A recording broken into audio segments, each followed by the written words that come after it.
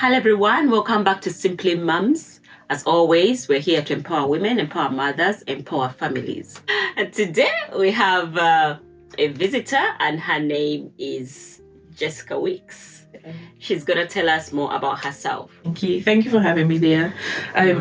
My name is Jessica Weeks. I am a wife, a mum. I have many roles that I do through different industries, but I'm here to share some of my journey to motherhood that we have been through over the last, coming up for 12 years now.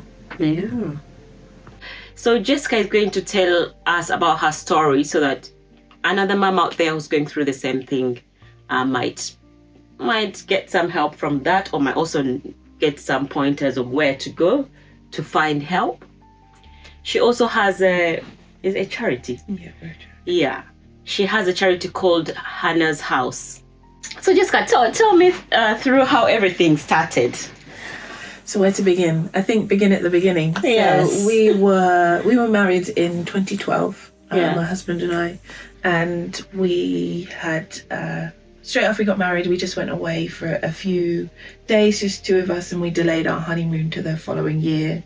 Yeah. So we travelled down the east coast of America and we'd had a wonderful time, and then we'd been there for about 3.5 weeks, and on the way back sat in JFK airport in New York and just didn't feel well at all. I just assumed it was like all the travelling coming over me, and we got home, and a few days later I went to the doctors, and I had started bleeding, but it wasn't like a normal period. So I went to the doctor and she said, well, let's maybe just do a pregnancy test. I'm not sure what's going on. And I was indeed pregnant, and I was having a really early miscarriage. So that was our first instance of parenting, of becoming parents, before it was over, before we'd really started it. We were so early in our marriage. Yeah, that must be hard. It was hard. Yeah. And I rang my pastor and we prayed, and I found some scriptures, and we moved on, and we just began enjoying our life, enjoying marriage, and doing our house up. And each month I started to get disappointed, and suddenly around me there were baby dedications and baby showers. Right. They were just everywhere.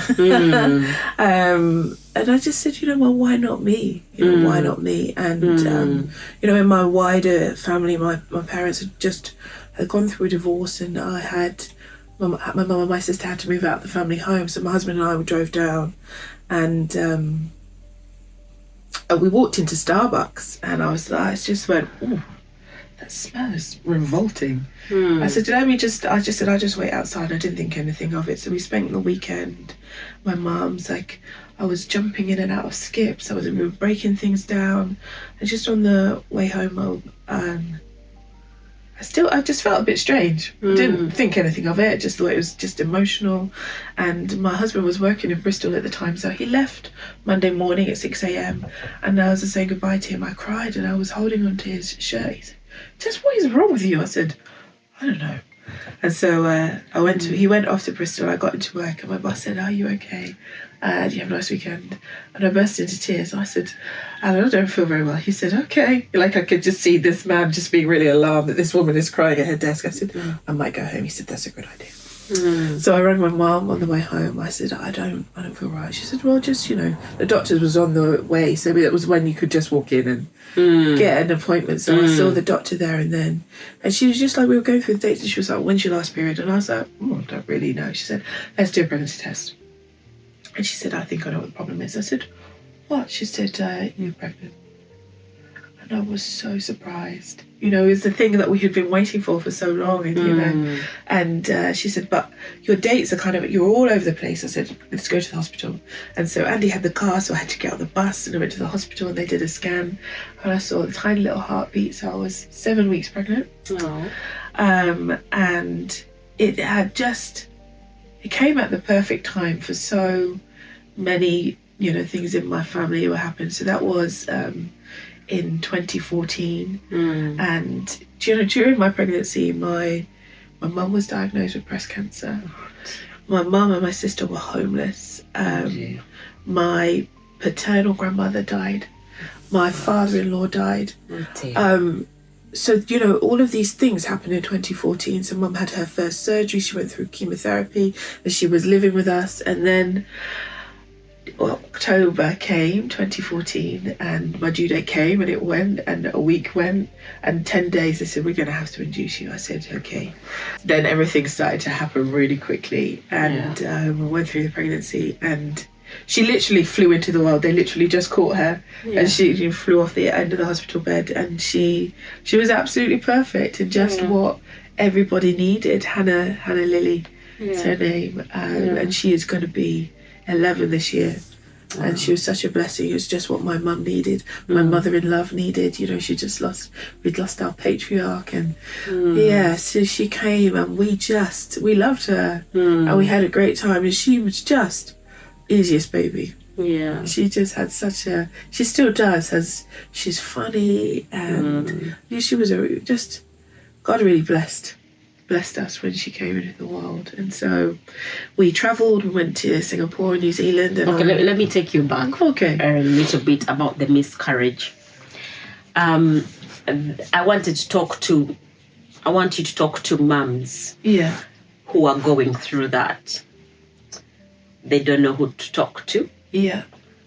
And the mums around them, or even the husbands, because even the husbands don't know how to handle that type of thing.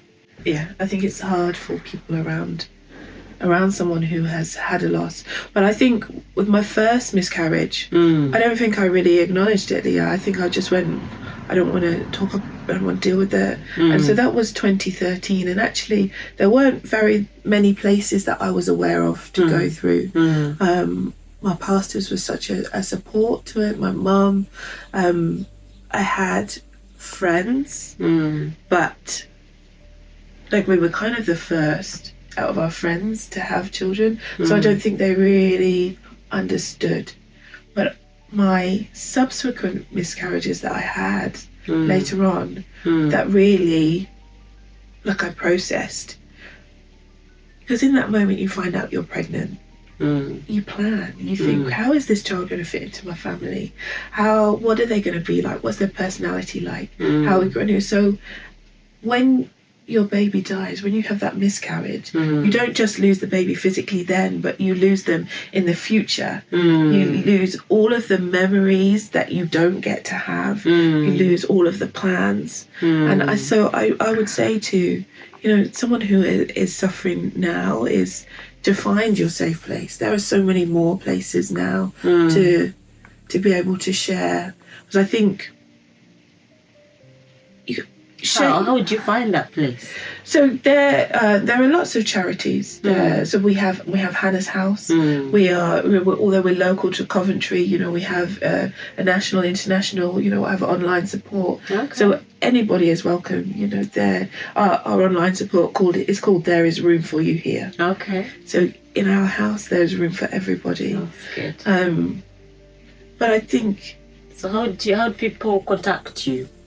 Maybe you send us some details so we can share. Yeah, send you some details. We're on Instagram, Facebook. We have our website as well. Yeah. So I wanted someone to talk to. I wanted someone who wasn't afraid to ask me about my baby, what I had planned for them. And all of those things are so important. And sometimes, we were just talking that people worry about offending you, so say nothing. Yeah. And that's much worse. There's much worse to say nothing than to say something and repeat that. Yeah. I think people are afraid of offending a family, parents who have lost their baby, who've gone through a miscarriage or a stillbirth, so they say nothing. And it's so much worse. It's so much worse to not acknowledge that your child even lived. From that moment of conception, they are alive, and you have plans for them. And when they die, those plans go with them. And that grief is unresolved. You don't get to talk about it. So say to them, I don't know what you're going through, and I don't have the words, but I'm sorry. I'm sorry this happened to you. Never start a sentence with at least. Yeah. We had a lot of that. That's not helpful. At least you can get pregnant. At least you have another child. Let's move away from that now. Yes. We're beyond that now. Yeah. It's 2025. Exactly. But I think it's more the awareness. People don't know. Yeah, they don't know. So it's like that's one of the reasons we need to talk about these things a bit more. Absolutely. So that like someone goes through something and they're like, what do I say? Maybe, we just pretend like nothing happened. Pretend like didn't happen. And it's just so hard, especially, what about the husbands? How do the husbands handle that, or the fathers? Interestingly, we've got a friend who just lost twins just 2 weeks ago, and so my husband is walking through his friend with that, but he is talking about it now when we lost Amelia, when she died, and when we had, we've had 3 miscarriages along the way. And it's different for them. So my husband very much went into, I have to protect my family. This is what I'm going to do. But he actually was so we're very different people. Yeah. You're grieving for the same child, but it's going to happen in different ways. I talk a lot. I have a career now where I talk to people, and that's my job. But he's very thoughtful. Where I've got 1,000 words, he has 5. And so we did things around the house and we would do it together. But actually what it did for us is that it brought us together. Like, we just spent all of our time together, like we were physically close together. Bought together, did the shopping together, where previously he would go or I would go.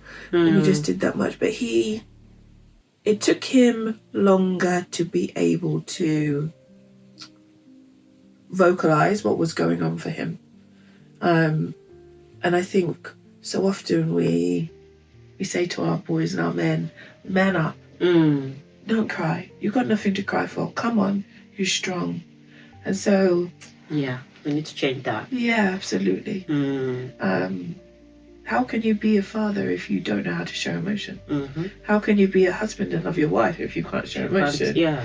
And emotions aren't always good ones, sadness and anger, they are emotions and they're needed, but they shouldn't lead us. They shouldn't be the things that lead us.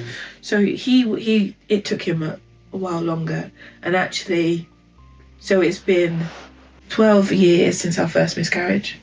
It's been 8 years since Amelia died, and then 8 and 7 years since our subsequent miscarriages. And so actually for him now, he's able to talk about it much more. And there's things that I don't remember. And I was like, and did it happen like this? And he's like, oh yeah, this happened, and then we did this, and then we left the hospital, and then we did that, and and so that his role was as protector. And so I think it took him a longer time to be able to let his emotions come out. So do men also have somewhere to go to talk? Yeah, absolutely. To talk about it? There are different charities for men. There is a charity called SANS. They have football teams around. So there's lots of different organisations that go. You can just go and walk and talk, or just walk and not talk. But I think men are being really encouraged much more to talk about mental health now. Yeah. Bless. So how did Hannah's house come about? So after Amelia died, so it was this. So was she the second born? She was the second born. So I was pregnant with her in 2016. So after we travelled to New Zealand, we came back, and I said to her, I'm ready to have another baby. So we steadied ourselves because it took us so long to have Hannah after the first miscarriage. And so 3 weeks later I was pregnant. And I was like, wow. And everything was fine. We were going really well. And Andy was still kind of in Bristol and in Coventry. So we went for our 12-week scan, and the sonographer said, I can't see everything I want to see. I need you to come back in 2 weeks. So actually, Andy wasn't with me then for that second scan, but I had my pastor and my friend with me. And so the sonographers kind of stopped. Actually, I wasn't really paying attention to what she was saying. We were busy talking. And I know now, 8 years later, when the NHS make you a cup of tea and take you into a room, things aren't good. And so they said, we can't see everything on baby that we would expect to see at this stage. And so we're going to send you to fetal medicine. And that's all they said. They just said, something's not right. And, I walked out of there and I was like, okay. And I don't believe that it was a mistake that my pastor was with me at that time. And she said, you know what? I don't feel fearful. And we just walked out and we prayed. And it was like, it felt like 6 months, but I think it was about a week that the appointment took to come through to fetal medicine. So we went to see an obstetrician, a consultant, and she just did the longest scan on baby, and she confirmed that she was a girl. So that was my dream. I always wanted to have 2 girls. I'm one of 2 girls. And that's what my family looked like in my vision, in my mind. And so they diagnosed her at that point with a neural tube defect. And that's when the baby is forming. So it forms like a tube. So the top becomes the skull and the bottom becomes the spine. And so when Amelia was forming in my womb, something went wrong. And so she was diagnosed with anencephaly. So the substantial part of her skull was missing. And she had spina bifida as well. And so at that point, they said, you should have termination. That's what we think we should do. And at that point, the only thing I knew I couldn't do was have termination. And he was very concerned about what was going to happen to me. So we left. I said, okay, I'm going. Walked out of the hospital. They said, okay, come back and see us a couple of days. And I said, what do you want to do? I said, I want to go to church. So I walked in, see my pastor, and I can still see it in the mind, and she was making a coffee, and I just burst into tears. And I said, she was like, wait, and she went to get her husband, our pastor. We sat down, and he cried, and we all cried. And then he said to me, Jess, you need to decide what you're believing for. He said, you need to believe God for your rhema word. And I said, okay. I when you just can't take things in, and I didn't know. I didn't know what he meant. And so Pastor Sal said, just go for a lunch, go walk, get outside. So we did. We talked. And Andy said, what we do? I said, this is our baby. I said, she deserves to live. And so the next morning, I got up and went into the spare bedroom, and I just sat. I just cried to the Lord, and I said, this is not my vision. This is not what you planned. And he gave me my rhema word came then, the Bible verse, which says, you will live and not die and declare the word of the Lord. So that's what I stood on for my pregnancy. And I could just talk about her pregnancy for, hours, all the things that happened. But basically when she was born, the most of her skull was still missing, but there were no breaks in her spine, and a lot of her abdominal, like her intestines were outside the abdominal wall.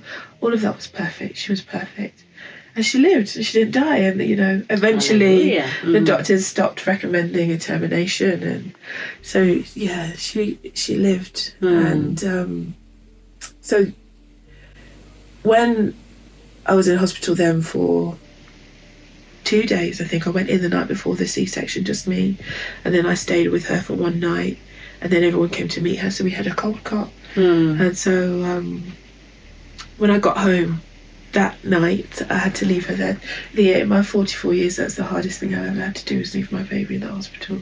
So you had to leave her there in So we had to leave her, so she went off to the mortuary. hold on. So Amelia died. She died when you were giving birth? No, she lived for 57 minutes. Oh, bless. So she got to meet both her grandmothers. They both came to the hospital.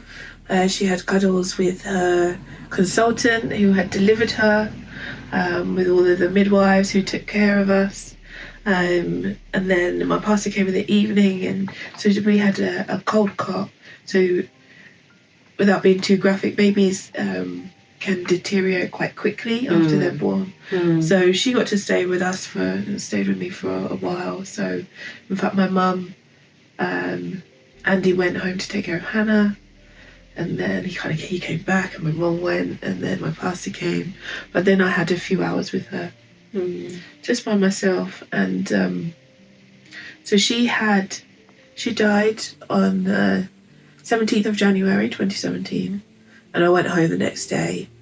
And I got home, my mum was there taking care of Hannah, and my pastor was there delivering some food, and I just believe that was another gentle touch from God to have my mother and my spiritual mother there ready to welcome me home. And those are some of the things that I note, that how he took care of us. But everyone had he left, and then I went to bed, and I collapsed on my bedroom floor. I'd had a C-section, I was in a lot of pain, there was a lot of drugs. And I screamed at God, and I said, this pain will not be in vain. And I said, I said, Lord, you will do something with it.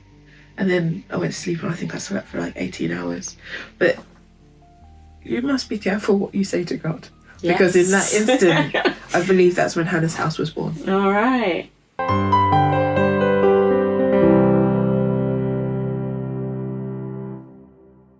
We knew quite quickly that we were going to survive. Physically I was healing well. The grief and the emotion kind of comes in different ways. I found I had a lot of headaches. I was clenching my teeth a lot, and I could feel it here in my shoulders. But I had to get up every day. I had a 2-year-old to look after. And a real grace from God is I never lost my appetite, and I never lost my sense of humour. So my sister was in Dubai when Amelia died, so she didn't come until a couple of days, and so she came and she just went, oh, you look awful. I was like, in the way that only a sister can do.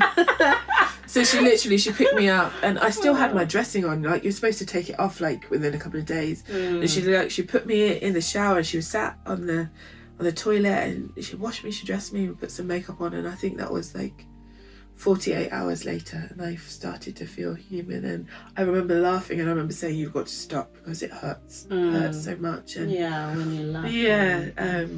And so people were dropping off food and all the things. And I remember my youngest nephew came, and he just said, Auntie Jess, is your baby with Jesus? And I said, yeah. I said, William, he is. And he said, I wanted to play with her. And I said, I know too. And he said, can I have some cucumber, Auntie Jess? I said, yeah. He said, let's go have lunch. And children just, for them it's very they come and they go into it. And I was really okay. That's for him. Yeah. That's and he would come back, and he was 3 years older than Han. I can ask about her again, and we just sat and we talked about her. And I found it very easy to talk to the children about it. And I think a lot of people are very afraid to talk to children about death and to talk about dead babies. It's not natural. It's not in the natural order of things. It's not what God planned for us. It's not. So would you say having a community helped you with that? Absolutely. I think it's the only way that we survived, And at church, our children's church leader would say, Hannah was just talking about Amelia today. And I was like, okay. So she had somewhere that wasn't just us. How do you talk to the children about losing a sibling? I think you have to be honest. You have to be really careful with your words. So Amelia is very much part of our family. We have her picture. We always celebrate her birthday. But I think as adults we try to soften it for children. So we say that they've gone to sleep, or they've passed away, or they've we've lost them, or they've moved on. But actually that's really confusing to children. Why can't we go and get them if they've passed on? If they've fallen asleep, I'm never going to go to sleep again. It's those kind of things. And so I learned along the way that how to talk to children, but we found there was help for us as adults, but not a lot to help us help our children. Right. So we moved on then to kind of towards the end of 2017, and we went on holiday with some friends to Turkey, and I still got pregnant while I was there, and came back, and I had another very early miscarriage, Yes. and I felt it was absolutely devastating. So 2 of our children had died in 2017, and I'd never been so happy for it to end, ever. And yeah, we just moved on, and 2018 came, and yeah, it started good. We were really positive. I had, in hindsight, I went back to work too early, but I didn't really know what else to do. I had these arms that were supposed to be full of a baby, but they weren't, and so I went back to work, and that's something to navigate. So, you know, towards the end of 17, I went back, and just remember being really frustrated by everybody's trivial problems. You know, like, oh, someone's drank my milk, or, you know, this person didn't reply to my email, or that way. And I was just like, my baby died, I don't care. Just, you know, I just really felt like that. And I think that is my line manager, my boss. She was amazing. Like, she had told everyone what had happened, and she was really supportive. And she's, you know, had some counselling through work, and she was like, "What is it that you want to do? Do you want to come back on a phased return?" And I think I had such a wonderful experience. But some of the families we meet through Hannah's house don't have that. Yeah. And so you asked me about, you know, is the community around you, what they can do, is things like that, you know, how was work, you know, can I message you, you know, can I write something to your line manager about how you're feeling, how can I've made you dinner and bring it to, just don't say I'm here if you need me, because you don't have the brain capacity to think about, oh, that person said they'd help me with this. Just, you know, message, I'm going to leave some food at the front door. You don't have to open it. Okay. Let's go for a coffee today. We don't have to talk. Let's go for a walk. We don't have to say anything if you don't want to. Yeah. You know, just be available and take the initiative. So, you know, when I was back at work, and I was going through that, and then early in 2018, I had another miscarriage. And I absolutely just was like, I'm not talking about it. I'm not. Just moved on, carried on. And my boss just said to me one day in the kitchen, she said, "Jess, are you okay?" I said, "Oh, I had a miscarriage a couple of weeks ago." She just stopped and looked at me, and she said, "You know, well, should you be here? Should we work it?" I said, "No, I'm not. Don't want to talk about it next." She said, "Okay." And so, but actually, quite quickly in 2018, then I became pregnant again. At that point, I was. How was that? It was hard, and every day was a decision to stay positive. It was to, and so I was still in touch with my bereavement midwife. I said, where do I go to talk about this? I feel like some of the thoughts that I'm having are irrational. And she said, well, I've been wanting to do something for a while. So we set up a pregnancy after loss group at the hospital. Okay. And Was that at Walsgrave? At Walsgrave. Yeah. So we met there every month with the chaplains. And actually that was kind of the first iteration of Hannah's house. Okay. And so then people started having babies. So then we had a parenting group. So you've lost a child, now you had a pregnancy, ended in miscarriage, had another one, ended in miscarriage, had another pregnancy. How do you navigate that pregnancy? Because I'm assuming that at this point you're like, this is going as well. So how do you keep positive? If a mom is out there going through the same thing, what are the practical things that she could do to keep herself positive during this pregnancy? I just took each day as it came. And sometimes when I was feeling really fearful, it was a definite decision to say, no, I'm going to stay in peace. And so I would just say, well, I'm just going to get through this next hour. I would do that. Then maybe the next hour. And it was hard. It was really hard. And, you know, I was carrying this child, and I could feel him moving and growing. And I think actually after my 12-week scan, I went to Asda and I made myself buy something. Nice. And I bought some little lion baby grows and some other little bits. Yeah. But the thing that floored me was we were on holiday. We'd just gone away and we'd met my husband's aunt and uncle and they had gone for the day. And Han just said, "Mummy, is this baby coming home?" Who said? My daughter Hannah, she said, "Mummy, is this baby coming home?" And it hit me right there. Because as much as you're in faith and you're standing and you are believing the word of God, you cannot unknow what has happened. Yeah. But it says in the word of God that, this affliction will not arise a second time. And so I just went every day. And that's what I did. And we had a routine and I stayed in peace and I listened to worship and I believed. I saw myself holding him and I would speak to him. Yeah. And but I started to get anxious and it was more and more difficult then towards the end of the pregnancy. And they threw me a baby shower at church and it was so beautiful and all the ladies prayed for me and I just kind of at that moment I thought, what happens to the ladies that don't have this community? What happens if I was surrounded by my mum and all of my sister and I really I felt that. And so that was probably about 35 weeks and my consultant she said, "How are you doing?" And I said, "I'm all right." And I think she could see that I was starting to struggle a little bit. So he was delivered at 37 weeks.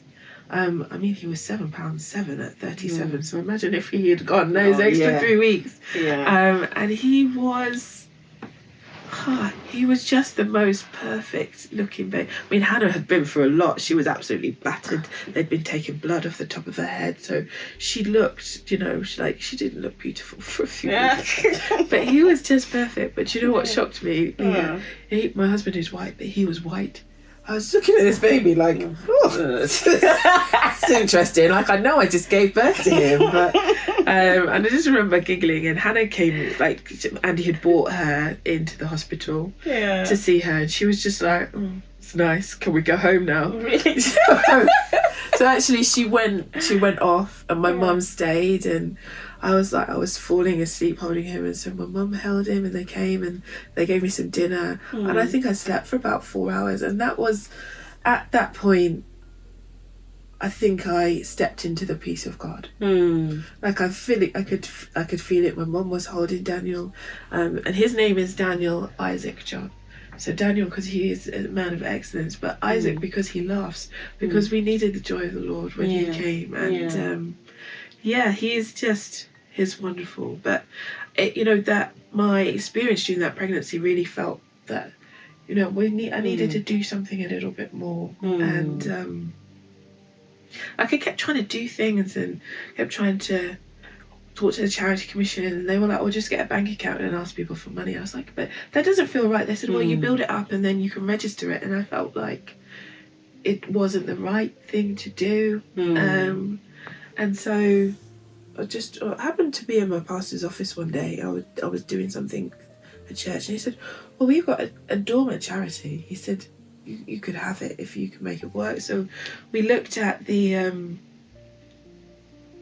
charitable objectives, and it was really about supporting people in distress and bringing them, nurturing them. And I was like, well, that's what I want to do. You think it was simple, like going to the charity commission, like, can we do this? And honestly, it took an age. And then so at this point, then I just thought, all right, well, so we're back at work. I've got 2 children, and then lockdown happened.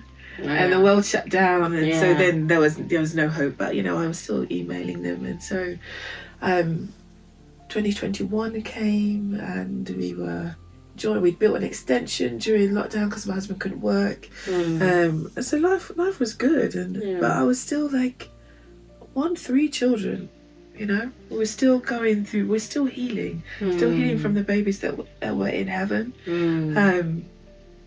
And all still at the back of my mind, I was, you know, thinking about those two things that I'd said to God, you know, the pain won't be in vain, and women need a community around them. And I kept thinking about it. And then, you know, one day during lockdown, Hannah said to me, Mummy, I wish Amelia was here to play with me.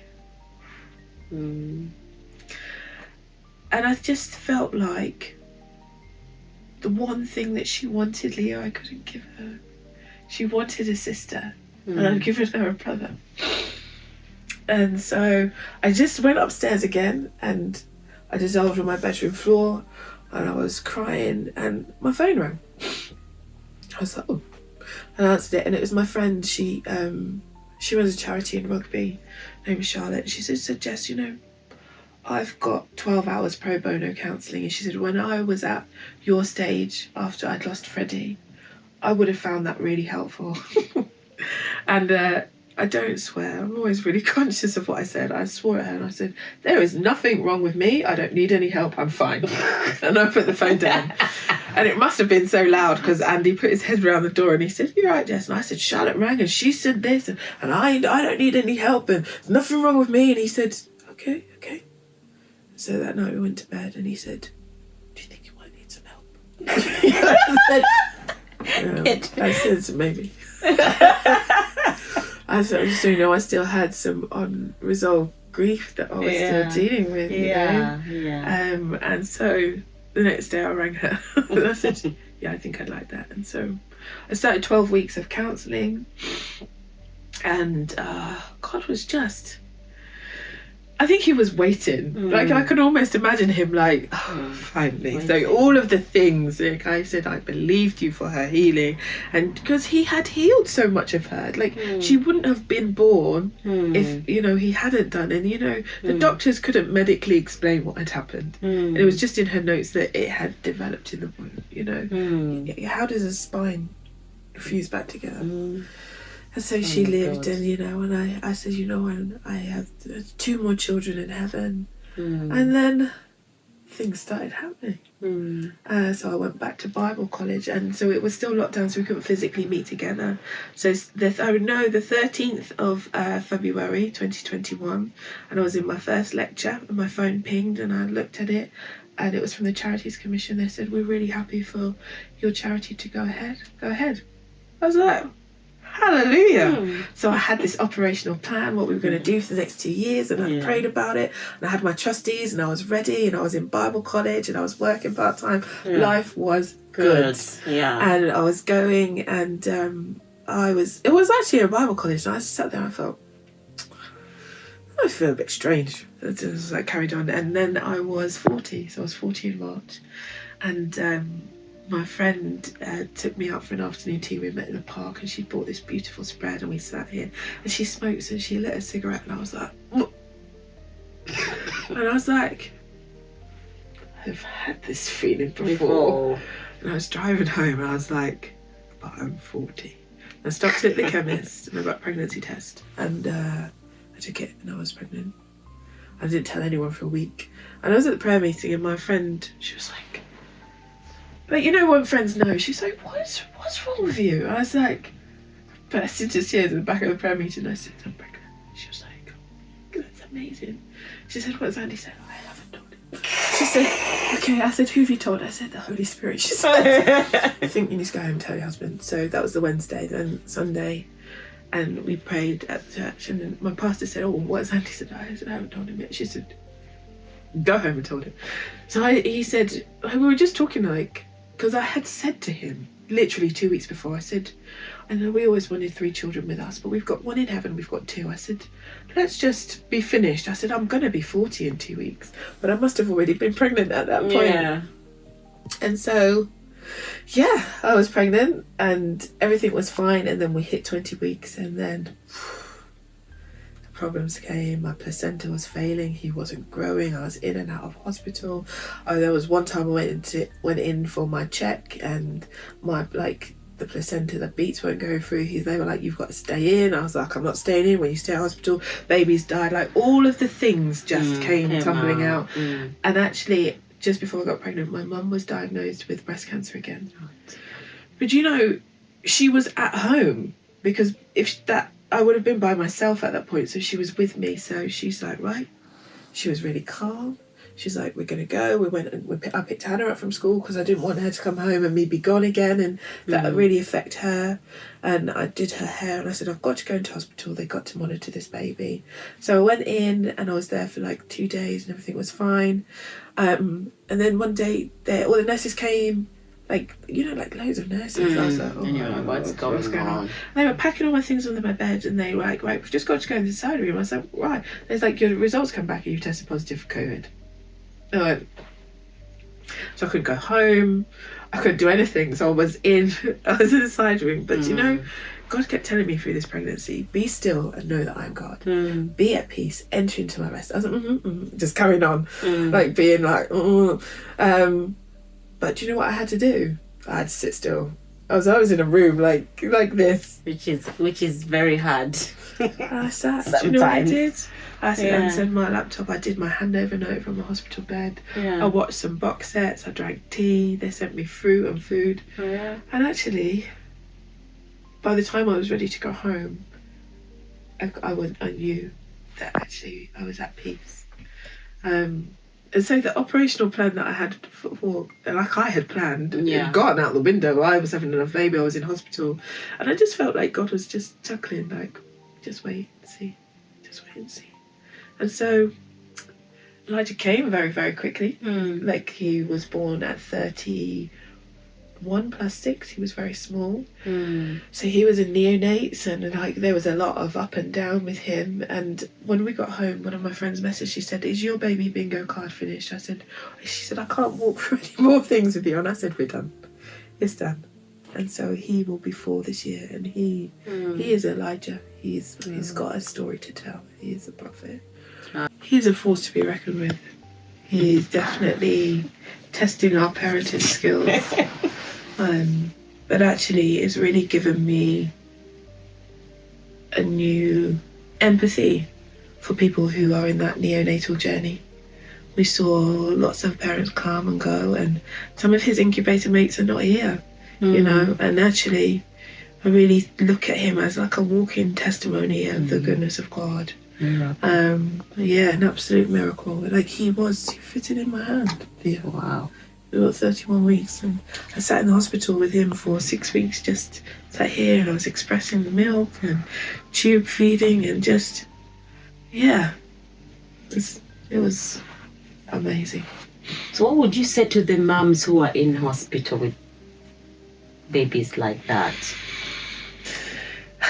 Well, you got to take it one day at a time, and we really weren't prepared for what it's like to be in neonates. It's like being in a vortex. Like, that's how I can do, like, the beeping, and in fact I was on a visit with work to a hospital, and just the sounds of those baby monitors, you know, when the oxygen levels can dip. And he's like, he's a greedy baby, so you'd be feeding him, and so he was so desperate for it, like he wasn't breathing properly, and then you would watch it, and I was like, Lord. But then I think maybe a lot of babies are like that, but you just don't monitor them. But I would say, if you were in hospital, just take one day at a time, and most neonatal units have people to talk to. And don't be afraid to say, this is how I'm feeling, or say to your medical staff, I don't understand. Can you tell me again? They're your children. You're in control. They're not doing things to you. You are there. They're looking after your baby. But it can be a long road. And actually, in the grand scheme of things, we were there for 6 weeks, but that's not long. You know, people can be there for months and months and months and months. And so, Like, what practical things could they do to keep them going? We were well fed. People did our washing. People came to stay. So you asked my eldest son, he said, it was great when Elijah was in hospital. My Uncle Chris came, and my youngest brother-in-law, my baby brother-in-law came, and he said that we ran across the park, because I would always make them walk on the path because of the dew in the morning. He said, Uncle Chris, let us run across the park to nursery. He wasn't bothered his brother was in hospital, but all the different people coming, and but then again, that thing about community. I don't know how to emphasize that point, because from the story, since you started the story to the end, there is a community there. Yeah. And we've been talking about this on Simply Moms for a long time. Yeah. Mom, dad, get yourself a community. Yeah. It might be church, it might be a football team, something. Whatever community that you need to get yourself some people around you. Generally, it's good to have people around you who can support you. Is there something that you didn't get that you think you should have got? Like I said, I think we were so well taken care of. We were able to talk about what we wanted and didn't want, but it just made me really conscious of the people that didn't. And so Hannah's House, I created a community that nurtures families. But the whole analogy of Hannah's House came, so I take you back to that night of the 18th of January 2017, and the day after Amelia had died, and I'd left her body in the hospital. But the name of Hannah's House came to me right there and then. I didn't know what it would look like, and it was named after Hannah's House because Amelia didn't need our support. She was in heaven, but actually Hannah was the one that was left. But then someone was talking about Hannah is named after the Hannah in the Bible because we waited so long for her, and so we created this community that nurtures, and we walk with families through any point of their journey, and we have a whole cohort of beautiful women who were bereaved so long ago, but didn't have an opportunity to talk about it because they didn't do it then. Aunties and grandmas, and who come and shared our stories. And so we were just talking about, every time I talk about my journey to motherhood and parts of my story, I feel like it allows someone to share part of their story. Yeah. And shame dies when you share your story in a safe space. Indeed. And Hannah's House is a safe space. But what we find is that people come and go. You don't stay in your house all the time. No, you don't. And so you might have a miscarriage or a stillbirth, and that might be your first experience of motherhood, and then you'll come back if you get pregnant again, or your children reach a certain milestone and you don't know how to help them through it. And so there is room for you at Hannah's House. I wanted to read something finally, and so the thing that really bothered me is that I'd never get to put Amelia to bed. Hannah and I would read her story and I would sing to her. And so while Amelia was in the funeral home, I went to sit with her. And I knew she was already in heaven, but it just bothered me that I wouldn't get to sing to her. So it was actually the first time after she died that I was able to pray and spend time with God. And these were the verses that he gave me, and it answered a lot of questions that I'd asked him. And he says, "This I recall to my mind. Therefore I have hope through the Lord's mercies. We are not consumed because his compassions fail not. They are new every morning. Great is your faithfulness. The Lord is my portion, says my soul, therefore I hope in him. The Lord is good to those who wait for him, to the soul who seeks him. It is good that one should hope and wait quietly for the salvation of the Lord." And so, that word salvation means wholeness in every area of your life, and healing, finances. And, as we're going forward as a family, it's a time of restoration. And because we know that Amelia is in our future, she's not in our past, and she's in heaven and she's healed, and she's whole and cheering us on. So, which chapter is that? That's from Lamentations. Lamentations chapter 3.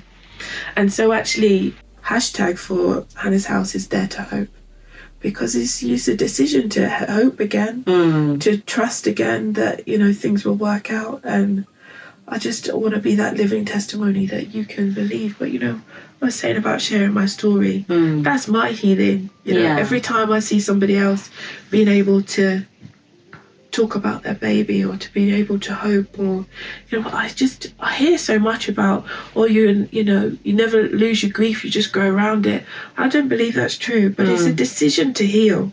It's a decision to work through that grief, whatever it looks like, whether that's counselling or prayer or journaling is so good, being able to write and give voice to your feelings.